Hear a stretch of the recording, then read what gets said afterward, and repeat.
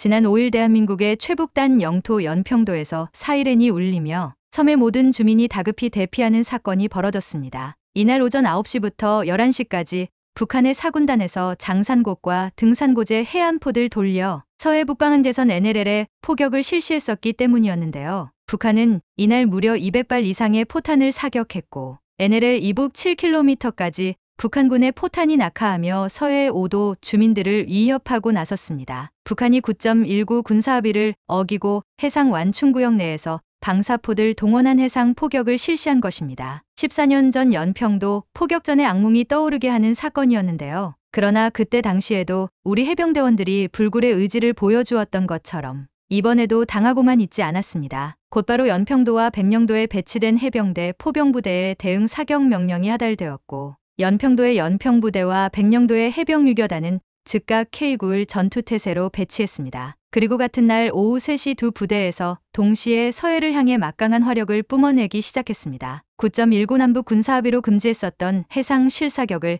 6년 5개월 만에 재개한 것입니다. 또한 북한이 수백 문의 방사포를 동원해 있는 포탄 없는 포탄을 다 끌어모아 2시간 동안 200발을 사격한 반면 우리 군은 북한보다 훨씬 짧은 시간 내에 K9 자주포만으로 그 2배에 달하는 155mm 포탄 400발 사격을 완료했습니다. 아직도 포탄을 손으로 날라 한 발 한 발 장전하고 쏴야 하는 북한의 방사포와 달리 최첨단화된 자동장전장치로 분당 6발을 사격할 수 있는 K9 자주포, 격이 다른 양군의 포탄 보급, 능력 등 이번 포격전으로 양군의 능력 차이를 명명백백하게 보여줄 수 있었습니다. 그리도 그동안 9.19 합의로 인해 수십 캠 단위의 해상 사격을 하지 못하고 육지에서 10km 이내로 제한된 사격 훈련만 실시해 왔었기에 우리 장병들의 사격 실력이 녹슬었을까 우려되기도 했었는데요. 그러나 우리 해병대원들은 북한의 공격 원점까지의 거리를 정확하게 계산하고 수십임 떨어진 남서쪽 해상의 가상 표적을 향해 전혀 녹슬지 않은 사격 실력을 과시했습니다. 그리고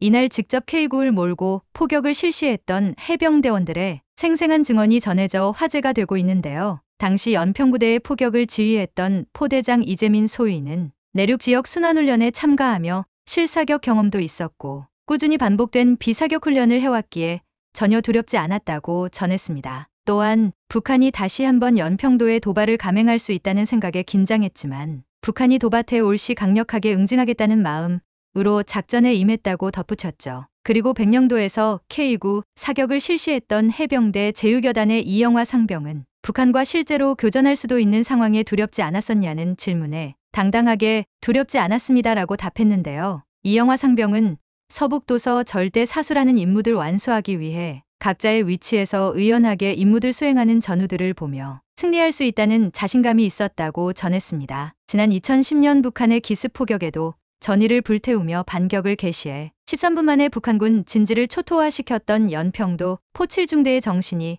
그대로 이어지고 있는 것 같은데요. 연평도 포격전 당시 북한의 기습 포격에도 우리 해병대원들은 침착하게 K9 자주포를 대피시켰고 북한의 공격이 끝나자마자 K9를 다시 끌어내 단 13분 만에 대응 사격을 시작하였습니다. 당일 예정된 훈련에 따라 K9의 포탄을 모두 소진한 상태이기도 했고 이대는 북한의 포격으로 일대는 훈련 중 불발탄이 걸려서 쓸 수 없는 상황이었기에 13분 만에 반격이 이루어졌다는 것은 우리 해병대원들이 평소 실전을 대비해 철저한 훈련을 받고 있었다는 걸 보여주었죠. 이번 연평도 포격 소식은 중국 언론에서도 비중 있게 보도되며 주목을 받았다고 합니다. 그런데 소식을 접한 중국 네티즌들은 K9이 이번에도 무능함을 증명하고 말 거라는 반응을 보여주고 있습니다. K9 300과트를 쏴놓고도 한 발도 못 맞춘 그 고철 말이지. K9 4대가 적진에 80발 이상을 쐈었지만 한 발도 명중하지 못했었다. 연평도 포격이 아직도 기억난다. K9 9대 중 제대로 작동하는 것도 많지 않았고 포격은 모두 목표물에서 빗나갔었지. 중국 네티즌들은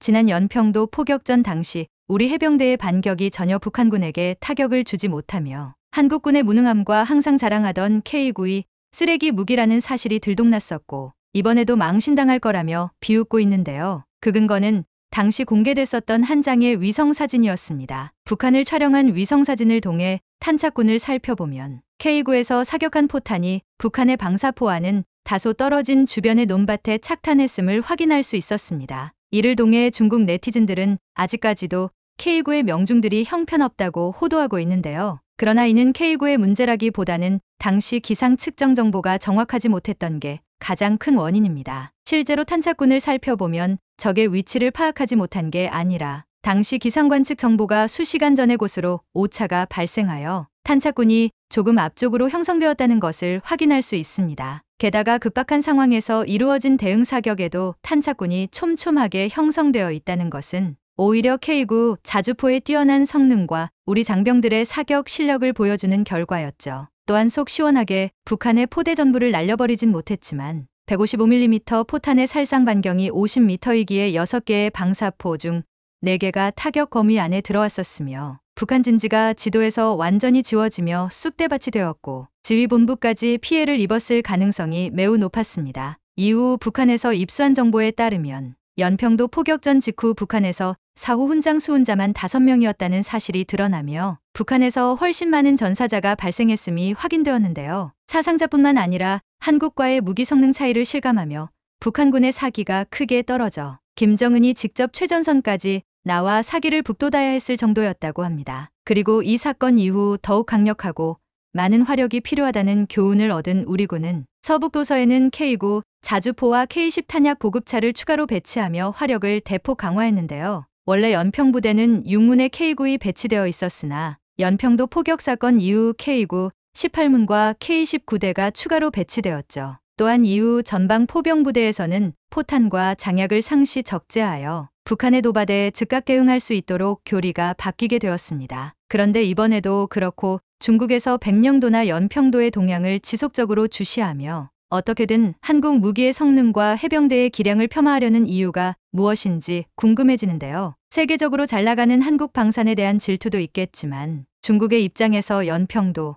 백령도를 비롯한 서북 5도는 한국이 중국 앞바다에 띄워놓은 항공모함이나 다름없는 섬들이기 때문입니다. 특히 백령도는 중국 해군의 입장에서 눈의 가시일 수밖에 없는데요. 중국 해군의 3대 함대 중 하나인 북해 함대의 경우 한반도를 향해 툭 튀어나온 산둥반도에 기지가 위치해 있습니다. 수도 베이징으로 가는 길목을 지키는 함대이기에 중국에서 최초로 건조한 항공모함 랴오닝함이 가장 먼저 이 북해 함대에 배치되기도 했었죠. 그런데 문제는 이 산둥반도에서 백령도까지의 거리가 고작 180km밖에 되지 않는다는 것입니다. 그리고 백령도에는 유사시 대함 사격이 가능한 K9 자주포와 200km의 사정거리를 가진 지대함 하푼 미사일이 배치되어 있습니다. 특히 K9는 실사격을 동해 해상 표적 타격 능력을 인정받아 이집트에서 수에즈 운하 방위를 위해 대량으로 도입할 정도로 지대함 무기로 각광받고 있습니다. 여기에 이제는 세계 최대의 탄약 생산업체로 부상한 풍산에서 개발한 155mm 사거리 연장탄으로 K9의 최대 사거리를 40km에서 60km로 늘리며 더욱 위협적인 무기로 거듭나고 있습니다. 만약 한국이 마음먹고 백령도를 완전 무장한 요새로 만들게 된다면 중국의 최중요 함대가 대한민국 해병대의 살상구역 킬종켜존 안에 들어가게 되는 것입니다. 중국 국해 함대가 서해를 지나 태평양으로 향하는 길목이 완전히 틀어막히며 중국 해군의 전력 3분의 100일 그대로 발이 묶이게 될 수 있다는 것이죠. 이러니 백령도 소식을 주목하며 백령도에 배치된 화력이 점점 더 강력해지고 있다는 소식에 경계를 늦추지 못하고 있는 것이죠. 그리고 현재 백령도를 포함한 서북 5도의 군사요새와 계획이 매우 빠른 속도로 진행되고 있으며 그중 핵심인 백령공항 계획도 척척 진행 중인데요. 민군 겸용공항이 될 백령공항은 지난 2022년 말 예비타당성 조사를 통과하고 사업이 본격적으로 시작되어 2027년 개항을 목표로 하고 있습니다. 백령도 정반대편 울릉도에서 공사가 진행 중인 울릉공항처럼 바다에 구조물을 쌓을 필요도 없어 훨씬 비용이 적게 들고 공사 기간도 적게 소요될 것으로 예상되고 있는데요. 백령공항이 완성되고 F-16, F-15K, FA-50 등 우리 군의 전투기가 배치되게 된다면 우리 공군의 작전 반경이 북한 전 지역과 중국의 요둥, 산동반도 전 지역까지 확장되게 됩니다. 만약 KF-21까지 개발이 완료되어 배치된다면 평양 타격까지 단 1분도 걸리지 않을 것입니다. 다만 한 가지 우려할 점이라면 북한과 매우 근접해 있는 만큼 연평도 포격 사건처럼 공격당할 가능성이 얼마든지 있어 대당 수백억이 넘는 전투기를 상시 배치해 두기에는 리스크가 크다는 것인데요. 전면전이 발발할 경우 백령공항은 북한군의 한 번 목표가 되어 포격 및 기습 상륙 작전이 이루어질 것으로 예상되고 있습니다. 이를 우리 군에서도 알고 있었기에 백령도를 본격적으로 요새화하는 작업에 나섰는데요. 지난해 6월 백령도 해병부대에 최대 300km의 사거리를 가진 천무 다연장 로켓과 신형 차륜형 자주대 공포, 천호 신형 대전차, 미사일 현궁 등 각종 국산 신무기들이 배치되었다는 소식이 전해졌습니다. 이를 통해 연평도의 타격 능력뿐만 아니라 방어 역량까지 크게 향상되었는데요. 여기에 백령공항까지 완성된다면 진정한 의미로 대한민국의 불치망모가 탄생하게 되는 것입니다. 서해를 둘러싼 군사적 긴장도가 점점 고조되고 있습니다. 북한은 NLL을 두고 불법무법이라며 한국의 영해라고 인정할 수 없다고 자국 영해라고 주장하고 있으며 포격 도발이 이루어진 같은 날 경의선 일대의 지뢰를 매설하는 등 수상한 움직임을 보여주고 있습니다. 북한 내부 사정이 어려워진 것인지 여느 때보다 전쟁을 외치고 있는 북한이지만 14년 전과 똑같이 전의를 불태우고 있는 해병대원들과 우리 국군 장병들이 두 눈을 부릅뜨고 있는 이상 북한군 따위를 두려워할 일은 없을 것입니다. 까짓거 욕심 좀 내겠습니다. 이대로 만족하실 겁니까? 최근 KF-21 보람의 양산 계획이 기존대로 국방 예산안에 2,387억 원이 반영되면서 많은 분이 환호성을 질렀습니다. 물론 아직은 1터부터 2월 중에 양산을 위한 사업 타담성 조사 보고서를 확정하는 작업이 남아있는데요.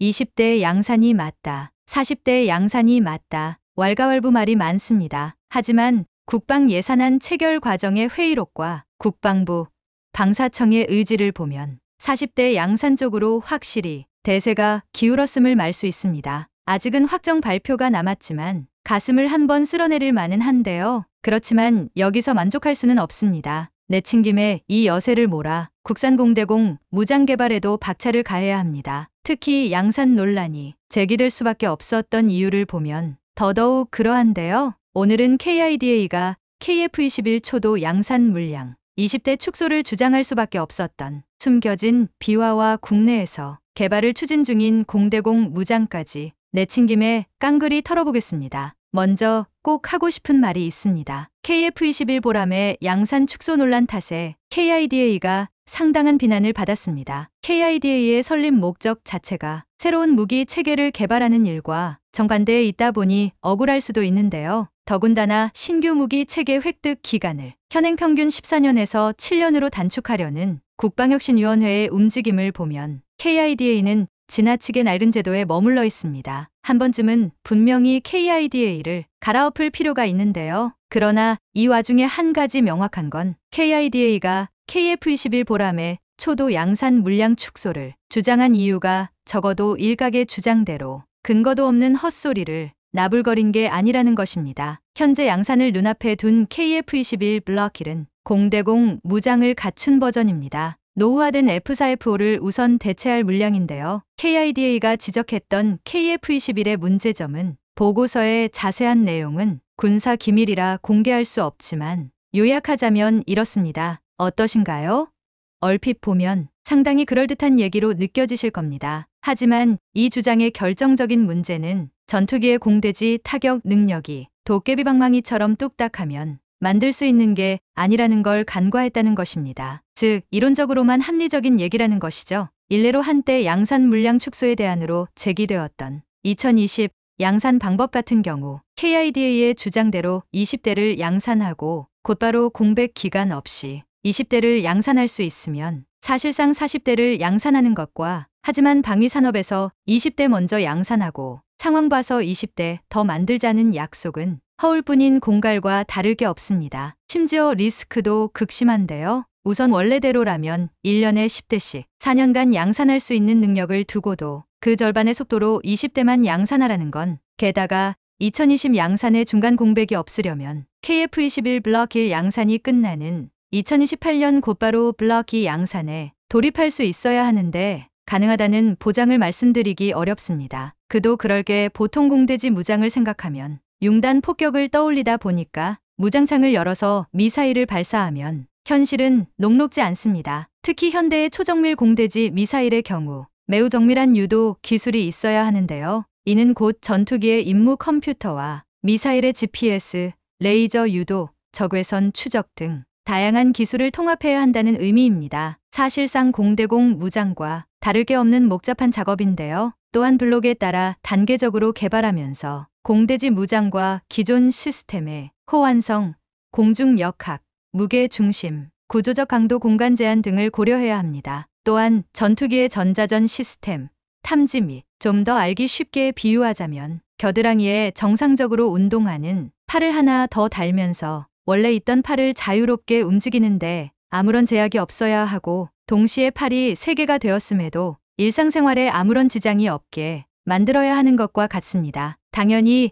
2028년이면 공대지 무장통합이 끝나겠지라며 막연히 생각할 수 없는 문제인데요. 더군다나 KF-21은 1 이하의 저피탐 성능을 갖춘 준 스텔스 전투기입니다. 이 설계 구조를 제대로 유지한 채 공대지 무장을 통합하지 못하면 점작 블럭 3개량에서는 더 큰 문제가 생길 수도 있는데요. 이외에도 환경 적응성, 수많은 테스트와 검증, 비용 등을 생각하면 아무리 이미 설계부터 개량을 염두에 둔 KF-21이라 할지라도 절대 쉽지 않은 도전입니다. 반면 달성하기 어려운 과제에 비해 리스크는 지나치게 높습니다. 만에 하나라도 양산 중간에 공백이 생긴다면 이로 인한 가격 상승과 수많은 관련 업체의 줄도사는 불가피한데요. 방위 산업의 특성상 이 경우 KF-21 사업 자체가 엎어질 가능성도 있습니다. 물론 수출 시장의 악영향은 두말할 것도 없죠. 게다가 앞서 말한 대로 KF-21 블럭 1의 당면 목표는 하루라도 빨리 F4, F5를 대체하는 것입니다. 우리 공군에서 운용 중인 F4, F5 배격기는 아무리 좋게 봐줘도 이미 2019년, 2024년이면 전량 퇴역했어야 했는데요. 그러나 우리 공군은 전술기 부족으로 인해 억지로 수명 연장 개량을 더해 F4를 2024년, F5를 2029년까지 그나마 상태가 나은 F5만 봐도 1974년부터 도입하기 시작했는데요. 이를 2029년까지 운용하면 무려 55년을 굴려먹은 셈입니다. 사람도 이쯤이면 은퇴를 고려할 나이인데요. 아닌 게 아니라 대령 계급의 정년이 딱 55세입니다. KIDA의 주장은 합리적이지만 현실을 감안하면 KF-21 보라매를 하루라도 빨리 양산해야 하는 가장 큰 이유입니다. 그리고 그렇기 때문에 우수한 국산 공대공 미사일이 사실상 제공권 장악으로 임무가 한정된 KF-21 블럭 시리즈의 몫을 다하려면 완벽에 가까운 교전 능력을 확보해야 합니다. 다행히 우리 군 역시 본격적인 KF-21 공대공 무장 개발에 돌입했습니다. 우선 눈에 띄는 성과를 보이는 건 중거리 공대공 미사일 분야입니다. 우선 공개된 형상만 보면 공대함이 유도탄과 굉장히 흡사한데요. 이는 두 미사일 모두 덕티드 로켓 추진 방식을 채택했기 때문입니다. 덕티드 로켓 추진 방식은 다른 어떤 것보다 높은 속도가 장점인데요. 미사일에 탑재된 자체 램제트 엔진이 기동하면서 공기를 흡입 압축하고 내부에서 연료와 함께 연소하기 때문에 일반적인 미사일보다 훨씬 빠른 속도로 비행할 수 있습니다. 당연히 그만큼 미사일의 기동력도 상상 이상인데요. 게다가 연료 탑재량에 따라 다르긴 하지만 일반적으로 더 긴 비행 거리를 달성하는 데 유리하기 때문에 초장거리 타격이 가능합니다. 대표적으로 KF-21의 탑재 예정인 MBDA 미티어의 경우 3.6m 남짓에 170mm, 185kg에 불과하지만 최대 속력은 마하 4 이상, 최소 사거리는 100km, 최대 사거리는 무려 300km에 달합니다. 사거리가 워낙 길기 때문에 관성 유도, 액티브 레이더 호밍뿐만 아니라 양방향 데이터 링크 기능을 탑재해서 중간 궤도를 업데이트할 수 있을 정도인데요. 이쯤이면 전투기의 기동력이 떨어진다고 하더라도 300km의 초장거리에서 목표물을 타격할 수 있습니다. 다만 무조건 장점만 있는 건 아닌데요. 대충 작동 방식만 들어도 눈치채셨겠지만 덕티드 로켓 추진 방식은 미사일이 혼자 공기 흡입과 압축, 연료 혼합과 면소 등을 모두 수행해야 하므로 기술적 난이도가 굉장히 높습니다. 그림에도 불구하고 대한민국이 덕티드 로켓 추진 방식, 중거리 공대공 미사일을 개발 중인 이유는 주변국들의 동급 체계 발전을 의식한 탓입니다. 그동안 대한민국은 이미 상당한 기술력을 보유하고 있음에도 불구하고 주적인 북한의 공군력이 워낙 처참하다 보니 공대공 무장 개발을 등한시했습니다. 쓸데없는데 예산 낭비하지 말고 미국에서 수입해서 쓰자는 마인드였는데요. 그 사이 일본은 최대 사거리 120km에 육박하는 AAM사를 개발했고 영국과 협력해 미티어 미사일을 기반으로 한 JNAAM 미사일을 개발하고 있습니다. 그러면서 동시에 F-15를 대량으로 운용하면서 AIM-120 계열 운용 정보를 축적했는데요. 즉 현재를 기준으로 하면 대한민국과 공대공, 무장이 완벽하게 겹치면서 독자적인 공대공 미사일을 보유한 셈입니다. 물론 이게 지금 당장이야 문제가 되는 건 아닙니다. 다만 문제는 일본이 잠재적 적성국이 될 수도 있다는 건데요. 당연히 현실적으로는 가능성이 낮은 얘기지만 안보에서는 1%의 가능성이라도 대비해야 합니다. 대한민국과 일본의 교전 상황을 가정한다면 대한민국과 일본 양국의 전투기는 AIM-120 계열 등 서로 공유하는 공대공 미사일에 대해서는 전자전 단계에서 대응할 수 있습니다. 앞서 언급한 것처럼 레이더 신호우 등 운용 정보를 축적한 덕분인데요. 그러나 반대로 대한민국은 일본의 AAM-4JNAAM에 대해서는 대응이 불가능합니다. 일본의 독자적인 공대공 미사일이기 때문입니다. 이것이 바로 굳이 시간과 예산, 기술적 리스크를 짊어지고도 국산 무장 개발에 매진해야 하는 이유입니다. 게다가 문제는 여기서 끝이 아닙니다. 미티어는 그나마 괜찮지만 AIM-120 계열 미사일은 파키스탄도 운용하고 있습니다. 이 말은 곧 파키스탄의 동맹인 중국 역시 핵심 기술들과 운용 정보를 파악하고 있을 확률이 높다는 뜻입니다. 미국의 경우 어차피 자국 공중전력이 운용 중인 최신의 미사일보다 한 단계 떨어지는 미사일을 수출하니 상관없지만 대한민국의 경우 이는 심각한 안보 위협입니다. 더군다나 중국은 ASEA 레이더 시커가 탑재된 것으로 추정되는 사거리 200km 이상의 PL-15를 운용하고 있습니다. KF-21이 아무리 성능적으로 우위에 있더라도 이 모든 걸 감안하면 최소한 PL-15와 동급 이상의 중장거리 공대공 미사일이 필수적입니다. 우리가 기술적으로 어렵더라도 덕티드 램제트 추진 방식의 중장거리 공대공 미사일을 독자 개발해야 하는 이유인데요. 이외에도 같은 이유에서 우리 군은 단거리 공대공 유도탄 사업을 독자 개발 방식으로 추진하기로 결정했습니다. 오직 대한민국만의 독자적인 미사일을 통해 독보적인 타격 능력을 확보하겠다는 것입니다. 좀 더 구체적으로는 2035년까지 약 6천억 원에 달하는 예산을 투입할 예정인데요. 미국이 AIM-9X 자미도와인더 판매, 허용 범위를 넓히고 있음을 감안하면 최소한 AIM-9X와 동급이거나 그 이상의 체계가 필요합니다. 물론 쉬운 일은 아닐 것입니다. 또한 합리적인 개발 방향도 아닙니다. 동맹 관계에 접어든 일본과의 교전 가능성은 현저히 낮고 중국과 북한의 위협은 현재 KF-21의 통합 예정인 미국, 유럽의 미사일로 충분할 수도 있습니다. 그러나 충분한 걸로 만족해서는 안 됩니다. 안보에 있어서 대한민국은 차고 넘칠 정도의 욕심을 부려야 할 것입니다. 초도 양산 물량이 기존 계획대로 40대가 확정되면서 이제 KF-21 보람의 1차 전력화도 순항할 예정입니다. 본래 계획대로라면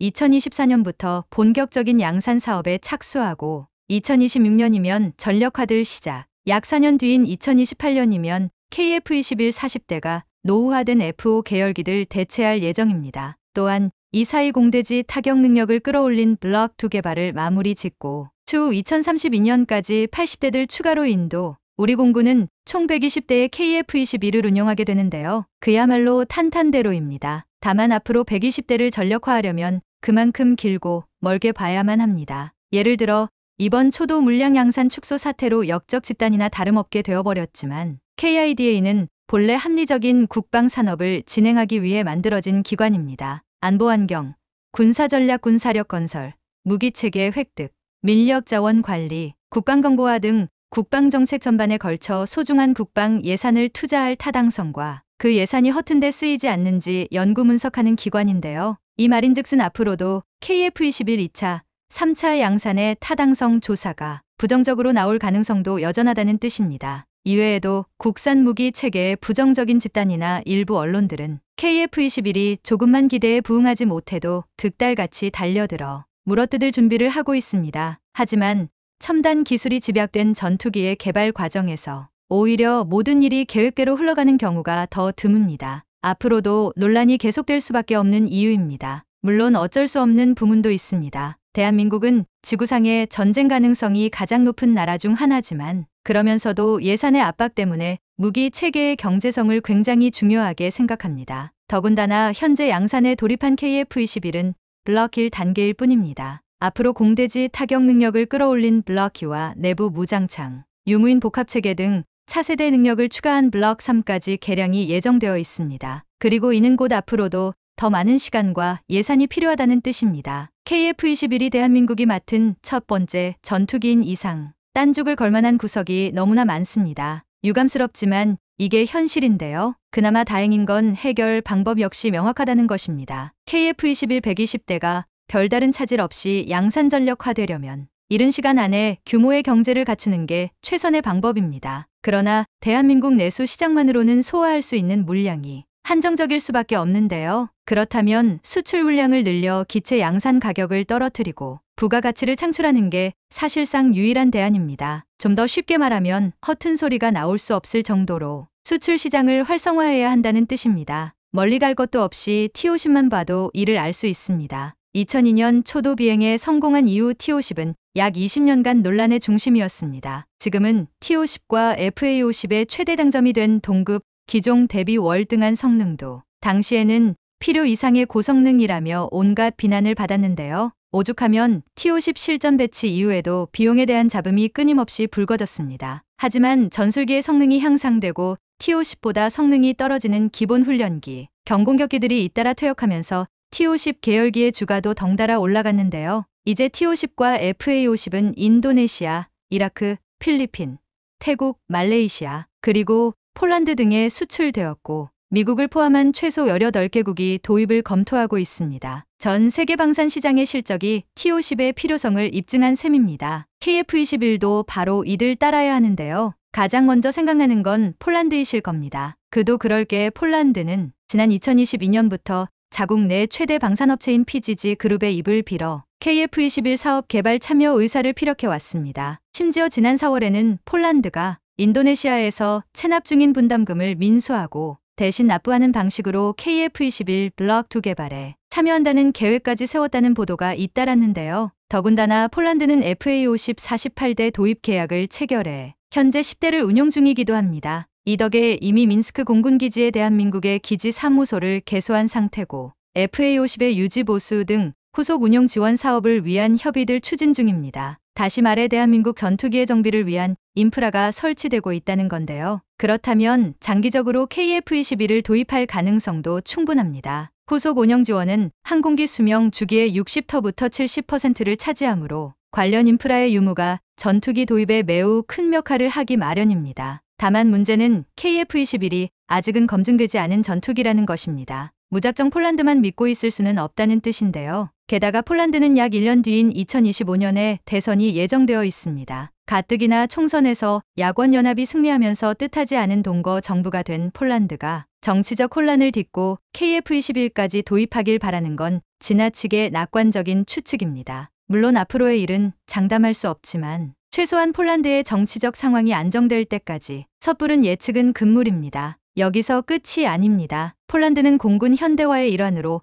2006터부터 2008년 사이 48대의 F-16CD 블록 52 모델을 도입했습니다. 이 F-16은 최근 미국으로부터 3억 8,900만 달러, 한화 약 5천억 원 상당의 전투기 지원 계약 승인을 받아내면서 현대화 개량에 돌입했습니다. 앞으로 최소 10년 이상은 미들급으로 운용할 수 있는 전투기에 예산을 쏟아부은 직후라는 뜻입니다. 또 폴란드는 46억 달러, 약 6조 원을 들여 F-35 32대들 도입하며 동유럽 최초로 F-35를 운용하는 나라가 되었습니다. F-35와 F-16으로 이루어진 전통적인 서방 세계의 하이로우 믹스 편제인데요. 전폭기인 Su-21을 대한민국의 FA-50이 대체하는 시기입니다. 정리하자면 폴란드는 이미 공군 현대화 사업을 마무리했다고 봐도 무방합니다. 폴란드가 단기간 내에 KF-21을 도입할 확률은 높지 않습니다. 이처럼 KF-21은 미국의 F-16 프랑스의 라팔과 4.5세대 전투기 시장을 놓고 경쟁해야 합니다. 성능이야 KF-21이 독보적이지만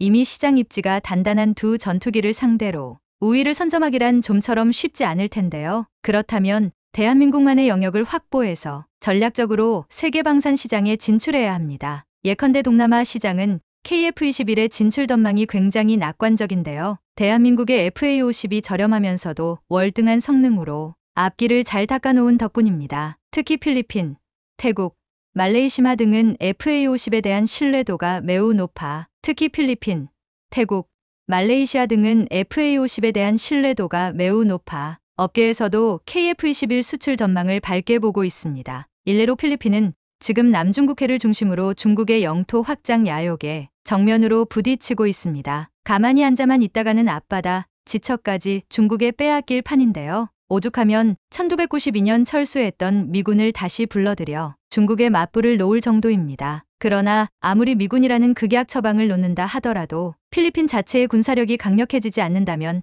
말짱 도루묵인데요. 필리핀 공군이 FA50PH-12대 추가 도입을 결정한 배경도 바로 이 때문입니다. 하지만 FA50PH는 FA50 블록 10 사양으로 경공격기로서는 훌륭하지만 제공권을 장악하기에는 어려움이 많습니다. 특히 필리핀을 직접 공격할 수 있는 중국 남부 전구의 J-10, J-20에 대응하려면 중장거리 공대공 전투기가 절실한데요. 이 경우 KF-21이 완벽한 해법이 될 수 있습니다. 질적 주력기로 KF-21을 운용하고 양적 주력기로 FA-50PH를 운용하면서 자체적인 하이로우 믹스를 구성하는 것입니다. FA-50PH-24대, OV-10 브롱코 5대, A-29B 슈퍼 투카노 6대로 전술이 편제가 단출한 필리핀으로서는 후속 운용 지원 체계를 일원화할 수 있는 가장 간단한 방법이기도 합니다. 확실히 혹할 만한 구성인데요. 이외에도 자위적 강화를 위해 준수한 성능의 멀티돌 전투기가 필요한 유럽 국가들도 KF-21을 도입할 가능성이 높습니다. 예를 들어 루마니아의 경우 2016년,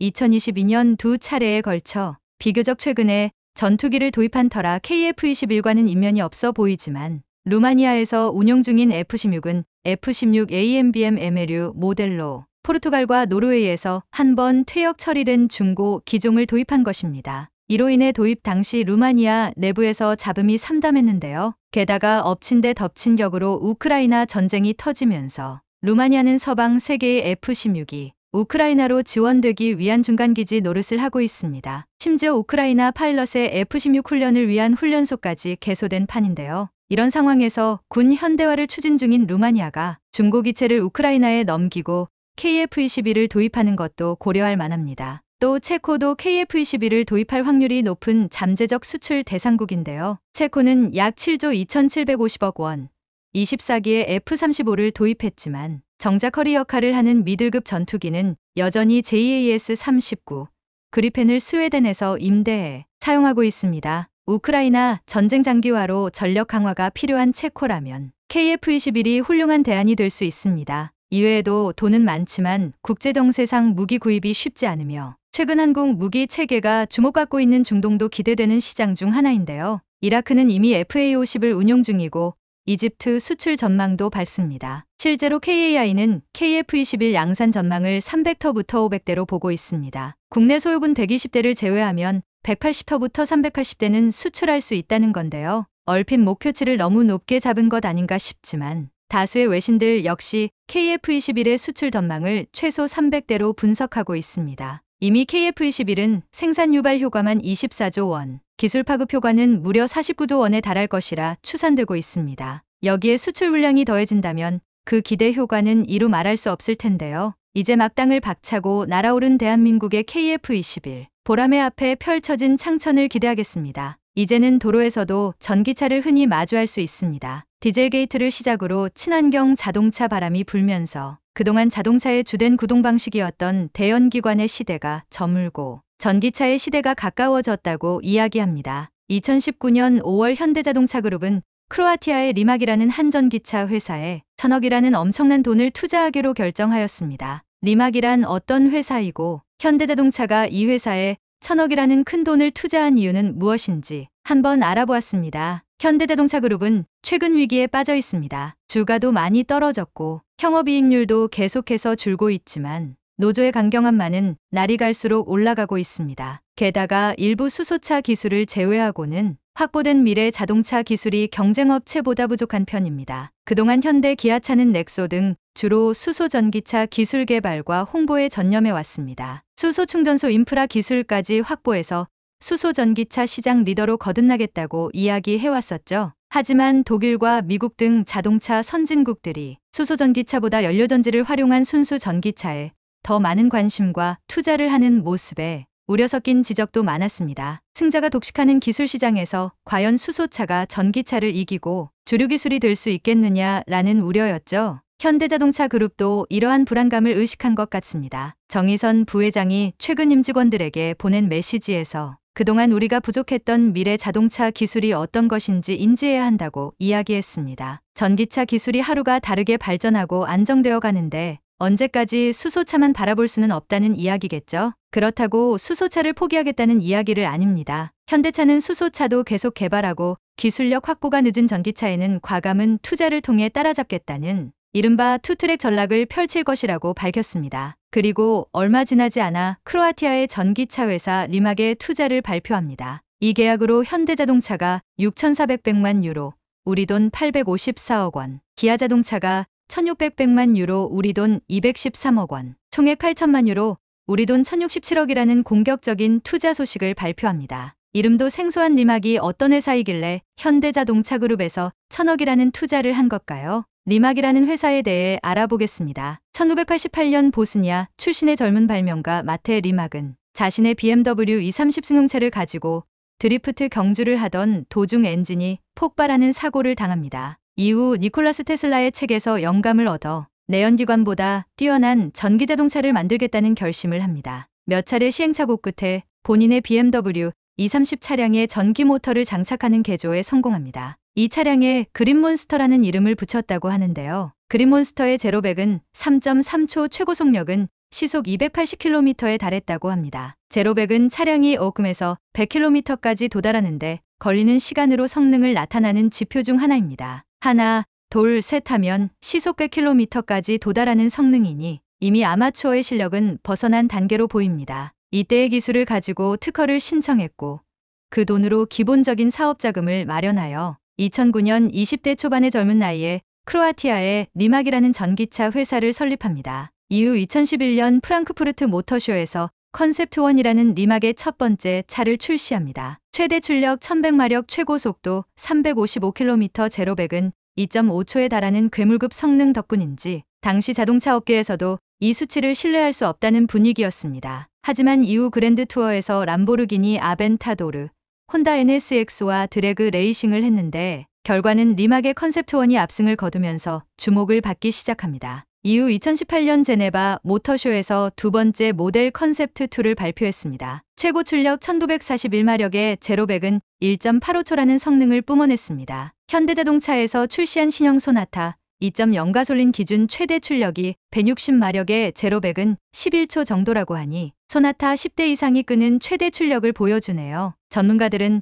컨셉트2의 등장은 내연기관의 시대가 저물고 본격적으로 전기모터 시대의 변화를 선언한 것과 같다라고 평가했습니다. 내연기관 자동차와 전기차는 기본적으로 파워트레인의 동작 방식이 다릅니다. 내연기관의 경우 최대 출력까지 도달하는데 단계와 과정이 있기 때문에 시간이 걸리지만 전기모터의 경우 시작부터 모터의 힘이 100% 동작하기 때문에 오히려 그 힘을 고속일 때도 안정적으로 제어하는 기술이 전기차의 핵심 기술입니다. 리막은 이 기술이 뛰어난 것이죠. 따라서 제로백은 내연기관보다 확실히 앞설 수밖에 없습니다. 제로백이 낫다는 것 역시 사실 그렇게 유용한 것은 아닙니다. 오히려 일반적인 운전자들이 일상적인 상황에서 운전할 때 너무 빠른 가속력이 필요한 상황은 그리 많지 않습니다. 오히려 안전에는 위협이 될 수도 있죠. 우리에게는 탑기어 출연자로 알려져 있는 리처드 해먼드는 오랜 운전 경험과 베테랑 운전 실력을 가졌음에도 불구하고 리막의 컨셉트1을 운전하다가